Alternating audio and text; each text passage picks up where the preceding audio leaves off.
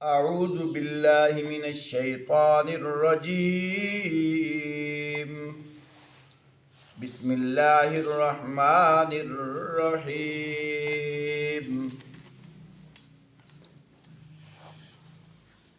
وجاوزنا ببنی اسرائیل البحر فاتبعهم فرعون وجنوده بغیا وعدوا حتى إذا أدركه الغرق قال آمنت أنه لا إله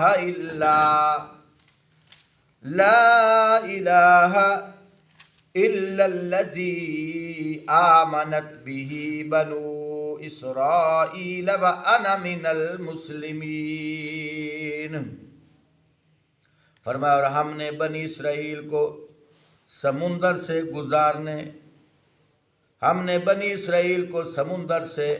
گزار لے گئے، پھر فرعون اور اس کے لشکر ظلم اور زیادتی کے غرض سے ان کے پیچھے چلے آئے، حتیٰ کہ جب فرعون ڈوبنے لگا تو بول اٹھا میں ایمان لایا، یقیناً اللہ کے سوا کوئی معبود نہیں ہے جس پر بنی اسرائیل ایمان لائے، اور میں بھی سر اطاعت جھکا دینے والوں میں سے ہوں۔ الآن وقد عصیت قبل وکنت من المفسدین، جواب دیا گیا اب ایمان لاتا ہے حالانکہ اس سے پہلے تک تو نافرمانی کرتا رہا اور فساد کرنے والوں میں سے تھا۔ فَالْيَوْمَ نُنَجِّيكَ بِبَدَنِكَ لِتَكُونَ لِمَنْ خَلْفَكَ آیَةً وَإِنَّ كَثِيرًا مِّنَ النَّاسِ عَنْ آیَاتِنَا لَغَافِلُونَ۔ اب تو ہم صرف تیری لاش ہی کو بچائیں گے تاکہ تو بعد کی نسلوں کے لیے نشان عبرت بنے، اگرچہ بہت سے انسان ایسے ہیں جو ہماری نشانیوں سے غفلت کرتے ہیں۔ محترم سامعین، یہاں آپ نے قرآنی آیات کا ترجمہ سنا۔ دیکھو، وہ فرعون جو کہتا تھا انا ربکم الاعلی، میں بڑا رب ہوں، مجھے خدا مانو، لیکن جب وہ دریا میں ڈوبنے لگا اس وقت یہ بھی کلمہ پڑھنے لگا۔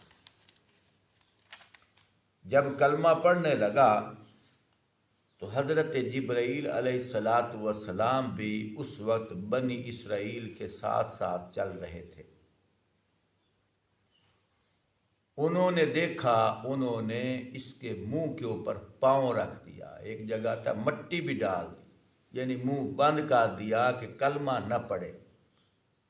آپ نے یہاں سنا بھی ہے کہ وہ کیا کہہ رہا ہے کہ میں آمنت بھی بنو اسرائیل وانا من المسلمین، میں ایمان لایا ہوں وہ جو جس پہ بنی اسرائیل ایمان لائے ہیں، اور میں فرما برداروں میں شامل ہوتا ہوں۔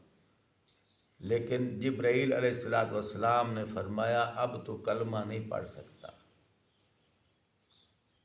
یہاں ایک بات نظر آتی ہے، وہ کیا ہے؟ وہ یہ ہے کہ انسان جس چیز پہ محنت کرتا ہے نا، مرتے وقت اس کے آثار اس کے سامنے آتے ہیں۔ اگر انسان ایمان پہ محنت کرتا ہے تو وہ ایک نور بن کے اس کے سامنے آتا ہے اور اس کو کلمہ پڑھنے کی توفیق ملتی ہے۔ یوں ہی سمجھو جیسے ہم کیسٹ ریکارڈ کرتے ہیں اور سننے کے لیے دوبارہ اس کو ریورس کرتے ہیں، تو ایمان اندر پہلے سے ریکارڈ ہوتا ہے، مرتے وقت وہ ایمان ایک نور کی شکل میں سامنے آ جاتا ہے۔ اگر اندر ایمان نہیں تو مرتے وقت بھی ایمان بمشکل نصیب ہوتا ہے۔ یہاں ایک سوال ہے، وہ یہ ہے کہ کتنوں کو دیکھا ہے کہ ساری زندگی انہوں نے کفر کیا لیکن مرتے وقت ان کو کلمہ نصیب ہوا۔ آپ کیسے کہہ رہے ہیں کہ مرتے وقت کلمہ نصیب نہیں ہوتا؟ میرے محترم ساتھیوں، ایسے دلائل واقعتاً موجود ہیں، لیکن ان لوگوں کو کلمہ نصیب ہوتا ہے جو ایمان کی تلاش میں پہلے تھے، جو ایمان کی تلاش میں پہلے تھے۔ جو ایمان کی تلاش میں پہلے نہیں ہوتے انہیں بھی کلمہ نصیب نہیں ہوتا۔ حدیث پاک کے اندر آتا ہے ایک آدمی تھا، اس نے 99 آدمی قتل کیے۔ دل کے اندر خیال آیا اب میں توبہ طائب ہو جاؤں۔ اب دیکھو جستجو ہے نا، خیال کا آنا ہی اللہ کے ہاں کیسے پیش ہوں گا۔ اب دیکھو جستجو میں ہے، خیال میں ہے، تو ایک آدمی سامنے آیا، اس سے پوچھا میرے گناہ معاف ہو جائیں گے، میری توبہ قبول ہو جائے گی؟ اس نے فتویٰ لگا دیا۔ اس لیے کہتے ہیں کسی کے اوپر بیک وقت فتویٰ بھی نہ لگایا جائے، کچھ سوچا سمجھا جائے یہ آدمی آنے والا کس چیز کا متلاشی ہے۔ اس نے فوراً فتویٰ لگا دیا، توبہ توبہ توبہ، تو نے 99 قتل کیے ہیں، تیری توبہ نہیں قبول ہو سکتی۔ اس نے کہا پھر چلو 99 پہلے تھے، تجھے مارنے سے 100 تو پورا ہو جائے گا۔ اس نے اس کو بھی قتل کر دیا۔ شاید اس لیے قتل کیا ہو کہ تو اللہ کی رحمت سے مجھے مایوس کرتا ہے، یہ غصہ آیا ہو، کیونکہ اللہ پاک فرماتے ہیں میری رحمت سے صرف شیطان مایوس ہوتا ہے، ایمان والا میری رحمت سے مایوس نہیں ہوتا۔ مفہوم اس طرح ہے۔ تو میرے محترم ساتھیوں، پھر خیال آیا یار میں نے مر جانا ہے۔ ایک اور درویش آدمی ملا، اللہ والا ملا، اس سے پوچھا، اس نے کہا اللہ کی رحمت وسیع ہے، ان رحمتی، اللہ کی رحمت، اللہ پاک فرماتے ہیں، خود فرماتے ہیں میری رحمت وسیع ہے، تو پھر میں کیا کروں؟ اس نے کہا کہ فلاں آبادی میں چلے جاؤ، وہاں توحید والے رہتے ہیں، ایمان والے رہتے ہیں، اللہ اللہ کرنے والے رہتے ہیں، وہ لوگ رہتے ہیں جو شرک کی طرف نہیں جاتے۔ اب دیکھو اس نے یہی ارادہ کر لیا، ابھی 1 یا 2 یا 3 قدم وہ چلا ہی تھا، اس کا ٹائم آ گیا، اس کا ٹائم آ گیا۔ ادھر سے دونوں فرشتے بھی آ گئے، علیین والے سجین والے، یعنی کہ اگر مسلمان ہے، نیک ہے، اس کی روح علیین والے فرشتے نکالتے ہیں اور وہ اس کی روح ریشمی کپڑے میں لپیٹ کر اوپر آسمانوں پہ لے جاتے ہیں، اور وہاں اس کی روح اللہ کی طرف سے، اللہ کے حکم سے، مثل ایک پرندہ اللہ کے حکم سے پیدا ہوتا ہے، وہ روح اس کے اندر ڈالی جاتی ہے، وہ وہاں جنت میں چر رہا ہوتا ہے، اور یہ جنتی بن کر قبر کے اندر تر و تازہ پڑا ہوتا ہے۔ یہ غالباً 1 ہفتہ گزرا ہے، شام یا ترکی ان میں سے کسی ایک جگہ پر امریکیوں نے ایک قبر کی کھدائی کی ہے، ابھی کی بات ہے، اس صحابی کا نام بھی لکھا ہوا تھا، قبر کی کھدائی کی، اندر سے صحابی رسول کا جسد نکالا، یہ ہفتے کی بات ہے، زیادہ دن نہیں گزرے، جسد نکالا، 1400 سال بعد آج بھی وہ تر و تازہ ہے، 1400 سال بعد آج بھی وہ تر و تازہ ہے۔ تو جو ایمان والا ہوتا ہے اس کی روح اوپر علیین جنت کے باغوں میں چرتی ہے، اور ایمان والا قبر کے اندر تر و تازہ پڑا ہے۔ حدیث پاک کے اندر آتا ہے، آپ صلی اللہ علیہ وآلہ وسلم نے فرمایا جب میں معراج کی رات آسمانوں پہ گیا، پہلا آسمان، دوسرا، تیسرا، چوتھا، پانچواں، چھٹا، ساتواں، میں نے جنت کی سیر کی ہے۔ پھر کیا فرمایا؟ فرمایا کہ تمہاری ماں خدیجۃ الکبریٰ کو دیکھا ہے کہ وہ جنت کے نہر کے کنارے غسل کر رہی تھی۔ اللہ کی قدرت۔ ایک حدیث پاک کے اندر آتا ہے، حضرت علی رضی اللہ تعالیٰ عنہ کے بھائی ہیں جن کا نام جعفر طیار ہے رضی اللہ تعالیٰ عنہ۔ نام کیا ہے؟ جعفر طیار۔ حالانکہ نام ان کا جعفر تھا، طیار لقب حضور نے دیا ہے۔ سبحان جعفر طیار رضی اللہ تعالیٰ عنہ ایک جنگ کے اندر گئے، شہید ہو گئے۔ جب شہید ہوئے تو ان کے صاحبزادے راستے میں کھڑے تھے، کیا عرض کرتے ہیں؟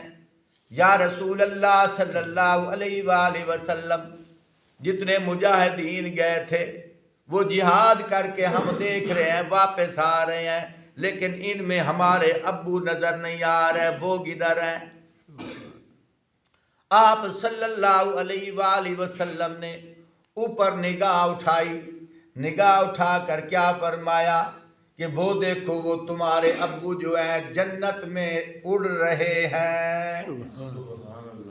جنت میں اڑ رہے ہیں۔ وہیں سے نام پڑ گیا جعفر طیار۔ طیار کا مطلب اڑنے والا، اس لیے ہم جہاز کو کیا کہتے ہیں؟ طیارہ۔ سمجھ آئی؟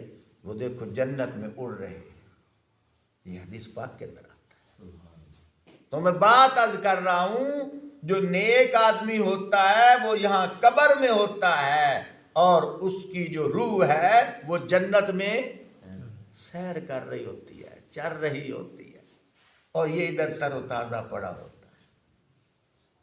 سبحان اللہ۔ ٹائم چونکہ مختصر ہوتا ہے، نہیں تو میرا دل کرتا ہے بس جنت کی سیر ہی تمہیں کراتا رہوں۔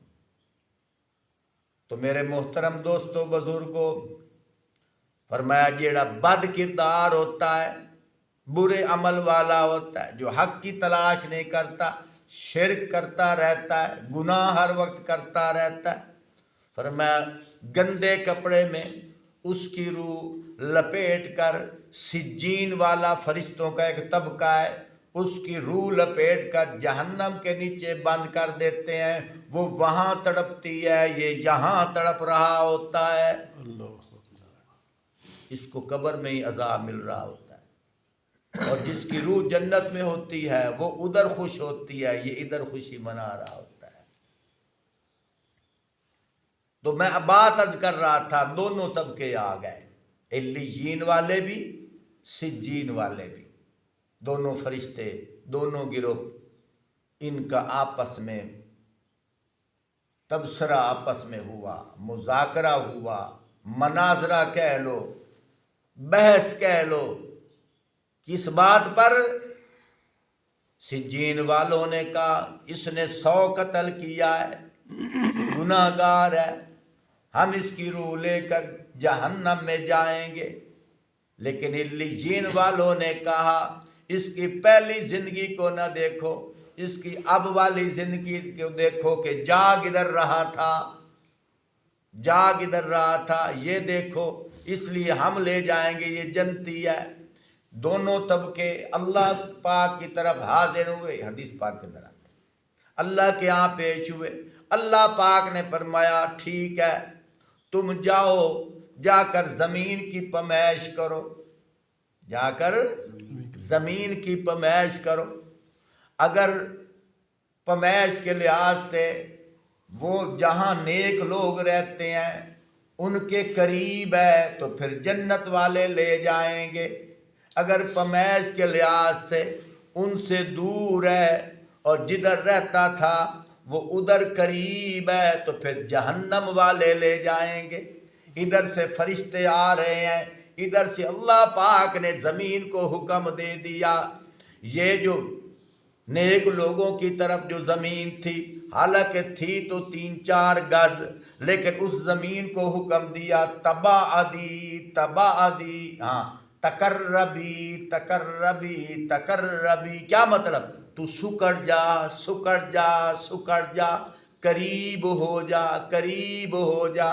اور جو دوسرا اس کا جدھر گھر تھا اس کی طرف والی جو زمین تھی حالانکہ وہ زیادہ پمیش نہیں تھی، تھوڑی پمیش تھی، 3 گز سارا چلا تھا، لیکن اس زمین کو کہا تباعدی تو دور ہو جا، وسیع ہو جا، کھل جا. ادھر سے فرشتے آ رہے ہیں، ادھر سے زمین کو حکم ہو رہا ہے. جب نیچے فرشتے آئے، جب پمیش کی تو اس کا گھر دور نظر آیا اور اللہ والوں کی بستی قریب نظر آئی. سبحان اللہ. وہ جگہ دور نظر آئی، اللہ والوں کی بستی قریب نظر آئی. تو پھر جنت والے اس کو روح کو لے کر چلے گئے. تو بات کیا ہے کہ وہ شخص پہلے اس جستجو میں تھا، لیکن فرعون اس جستجو میں نہیں تھا. اس جستجو میں فرعون نہیں تھا، جس کی وجہ سے اب کلمہ پڑھنے نہیں دیا. کوئی یہ اعتراض نہ کرے مرنے سے پہلے کلمہ پڑھ رہا تھا. ایک اور سنو، ذہن میں آ گئی بات. حدیث پاک کے اندر آتا ہے قرب قیامت ایک ایسا دن آئے گا، ایک ایسی رات آئے گی، اتنی لمبی رات ہوگی، اتنی لمبی رات ہوگی کہ لوگ سوتے سوتے تھک جائیں گے. حتیٰ کہ جو چرواہے صبح اپنے جانور لے جاتے ہیں، وہ جانور اپنے گھروں میں، اپنے جھونپڑیوں میں بند ہیں، وہ بھی کھڑے کھڑے تھک جائیں گے، وہ آوازیں دینے لگ جائیں گے، لیکن صبح نہیں ہوگی. اتنی لمبی رات ہوگی. پھر اس کے بعد صبح ہوگی، اس کے بعد صبح ہوگی، بڑے عرصے کی لمبی رات ہوگی. پھر صبح ہوگی. جب صبح ہوگی تو سورج مشرق سے نہیں نکلے گا. روزانہ سورج مشرق سے نکلتا ہے، اس وقت مشرق سے نہیں نکلے گا، سورج مغرب کی طرف سے نکلے گا. پھر 12 بجے کے قریب آ کر سورج پھر واپس آ جائے گا، غروب ہو جائے گا. پھر روزانہ اسی روٹین پر مشرق کی طرف سے نکلنا شروع ہو جائے گا. آپ صلی اللہ علیہ وآلہ وسلم نے فرمایا جب وہ رات آئے گی اس وقت تک جنہوں نے توبہ کرنی ہے قبول ہے، اس کے بعد جو توبہ کرے گا اس کی توبہ بھی قبول نہیں ہوگی، اس کی توبہ بھی قبول نہیں ہوگی. حالانکہ زندہ تو ہوگا.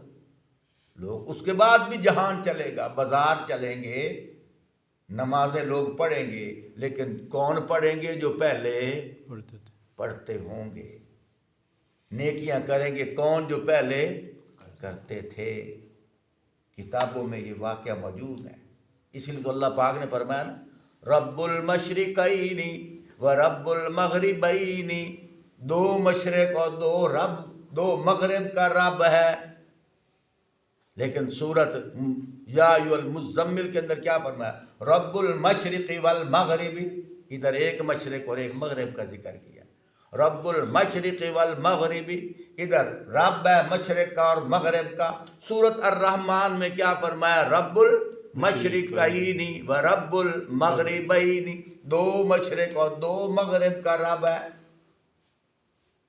یعنی اگر اللہ پاک کی قدرت ہو تو اللہ اس طرح بھی کر لیتے ہیں.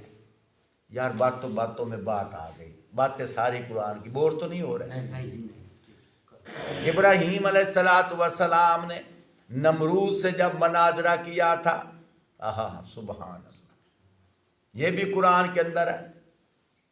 الم تر الی الذی حاج ابراہیم فی ربہ ان آتاہ اللہ الملک اذ قال ابراہیم ربی الذی یحیی و یمیت قال انا احیی و امیت قال ابراہیم فإن اللہ یأتی بالشمس من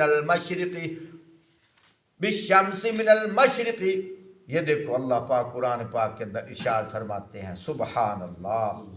فرمایا حضرت ابراہیم علیہ السلام کا ذکر اللہ پاک فرماتے ہیں قال ابراہیم فإن اللہ یأتی بالشمس من المشرق فأت بها من المغرب فبہت الذی کفر واللہ لا یہدی القوم الظالمین۔ فرمایا کیا تم نے اس شخص کے حال پر غور نہیں کیا جس نے ابراہیم علیہ السلام سے جھگڑا کیا تھا؟ جھگڑا اس بات پر تھا کہ ابراہیم کا رب کون ہے، تو اس بنا پر اس شخص کو اللہ نے حکومت دے رکھی تھی۔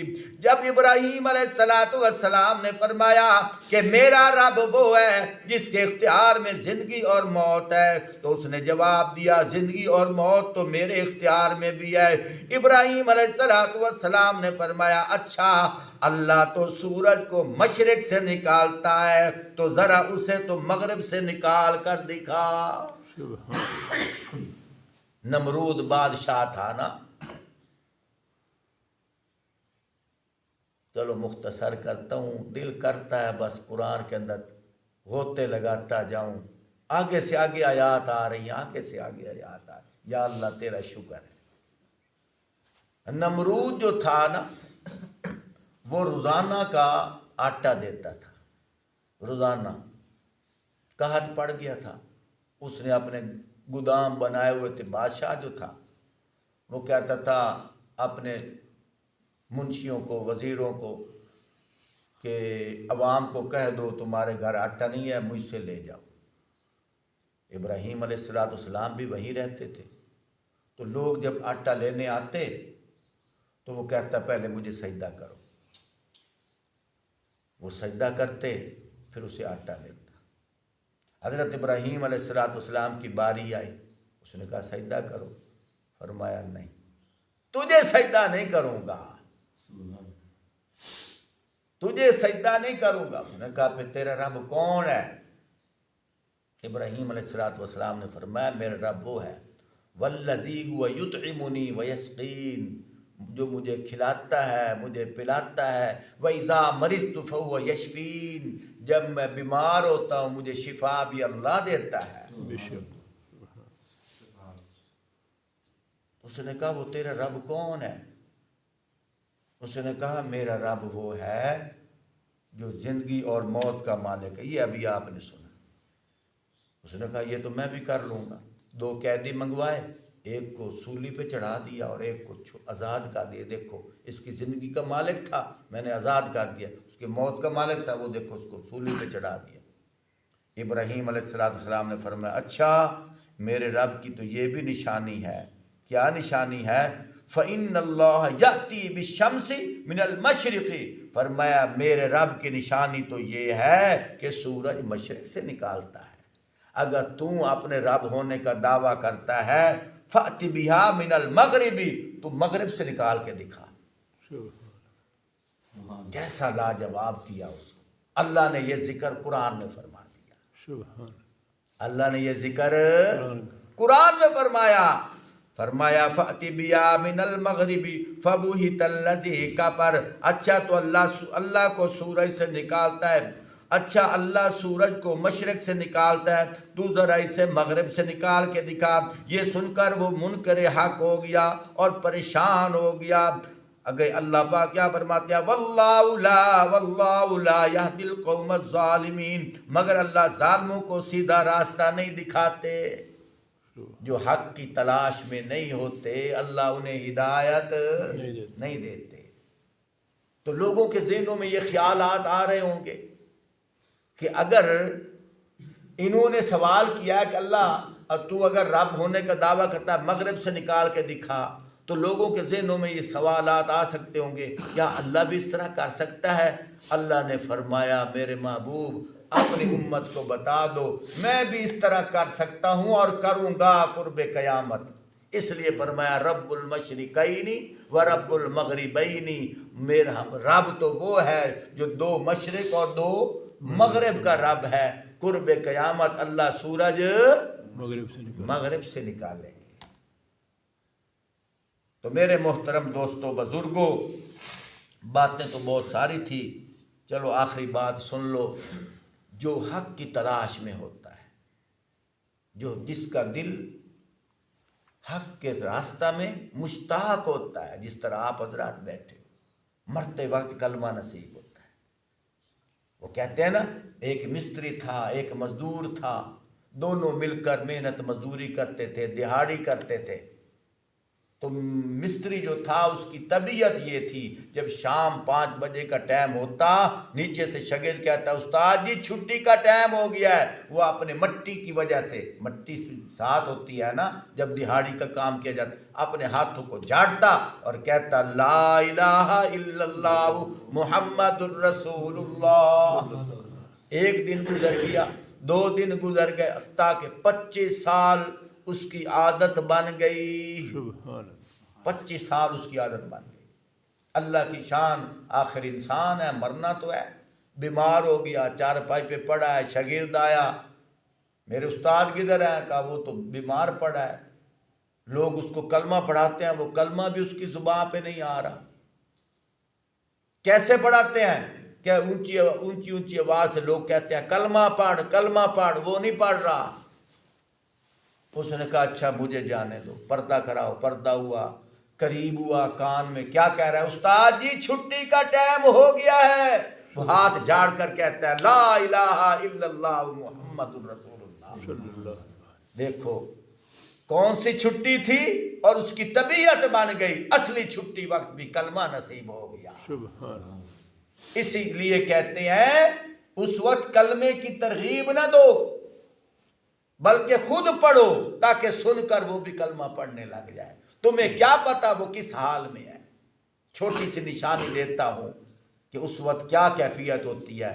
کبھی تمہارے دانت کے اندر درد ہوا ہے، داڑھ میں درد ہوئی ہے، تو خود اندازہ لگاؤ جب شدت سے درد ہوتی ہے انسان کی کیا کیفیت ہوتی ہے۔ نہ بیوی اچھی لگتی ہے، نہ پیسہ اچھا لگتا ہے، اور نہ کسی کی آواز اچھی لگتی ہے۔ حالانکہ یہ ہلکا سا درد ہے، دیکھنے میں تو بہت ہے، انسان پاگل ہونے کو لگتا ہے جب تک ٹھیک نہ ہو، لیکن یہ چھوٹی سی کیفیت ہے، لیکن وہ سکرات الموت والی جو کیفیت ہے، نزع کا جو حالت ہے، وہ اس کا ایمان اور کفر آپس میں جھگڑا کر رہا ہوتا ہے۔ شیطان خیالات وسوسے ڈال رہا ہوتا ہے کہ مجھے سجدہ کر، مجھے خدا مان، لیکن ایمان نور کہتا ہے نہیں نہیں، اللہ کے نام پر کلمہ پڑھ۔ اگر اس کے ایمان کی بیٹری چارج ہوئی ہو، حق کی تلاش میں ہو، جستجو میں ہو، اس وقت شیطان ہار جاتا ہے، ایمان جیت جاتا ہے۔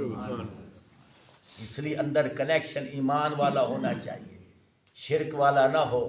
کہتے ہیں ڈاکٹر حضرات کہتے ہیں کہ اکثر لوگ جن کو حکے سے محبت ہوتی ہے، جن کو کتے سے محبت ہوتی ہے، مرتے وقت بھی ان کی زبان پہ یہی ہوتا ہے میرا حکا میرا حکا۔ کتے والا کہتا ہے میرا کتا، آخری میں مکہ، کتا کتا کرتا مر گیا۔ تمہیں پتہ تمہارے پاکستان کا جو سابق صدر تھا جنرل پرویز مشرف، مرتے وقت رشتہ داروں میں قریب کوئی نہیں ہے، اس کو ایک کتے سے محبت تھی، کتے سے پیار تھا، مرتے وقت وہی کتا اس کے پاس بیٹھا ہوا تھا۔ اللہ، نہ بیٹی قریب ہے، نہ بیٹا، نہ کزن، کوئی بھی اس وقت اس کے کمرے کے قریب اس کے ساتھ کوئی نہیں تھا، ایک کتا بیٹھا ہوا تھا۔ ریسرچ کر کے دیکھو۔ تو اس لیے جس کو دین سے محبت ہوتی ہے اللہ پاک غیب سے اس کی مدد فرماتے ہیں، مرتے وقت بھی اس کو کلمہ نصیب ہوتا ہے۔